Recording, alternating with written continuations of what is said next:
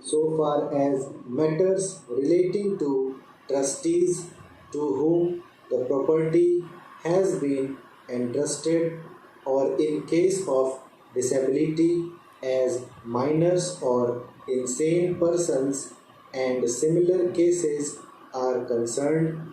Of course, we will have to take all necessary precautions, and if necessary we can extend the time so that these persons who are suffering under any disability should not in the long run suffer on account of the provisions of the Limitation Act. That is one of the fundamental things which I hope the select committee will bear in mind. Apart from these two considerations, the other consideration that I will place before the select committee is relating to property, whether it is on the basis of contract or otherwise. I am glad that they are trying to very much simplify things by including definite categories into a simple form. Similarly, by including petitions in applications, they are trying to cover up a bigger scope, and all these details I need not go into at this stage, but I would request that they get the time reduced rather than extend it. For instance, in money matters, instead of 3 years, I would be happy if it is a case of 1 year. In matters of land, of course, those days when there were big zamindars, big talukdars, or jagirdars were different. Now the whole trend has changed.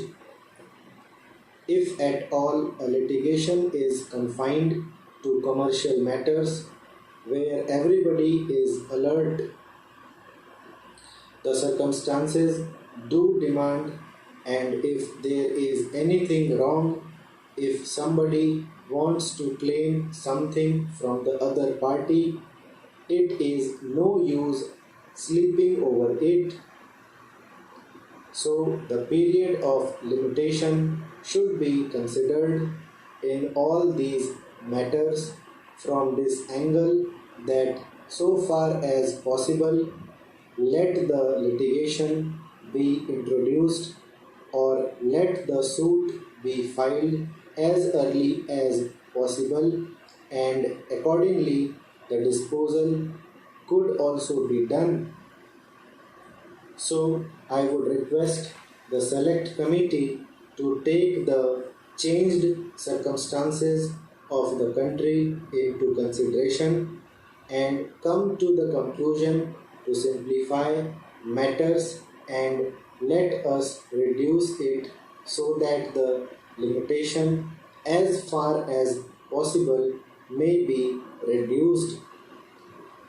We know that protracted disputes go on, as I have just pointed out, which give rise to different interpretations, as is evident from the Law Commission report, and the different high courts have taken different views on certain matters.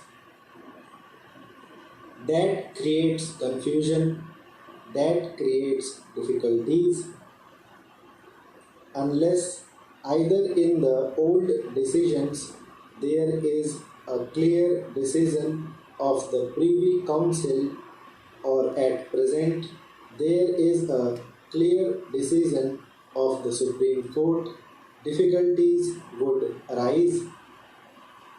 So I would suggest that all these cases should be taken into consideration.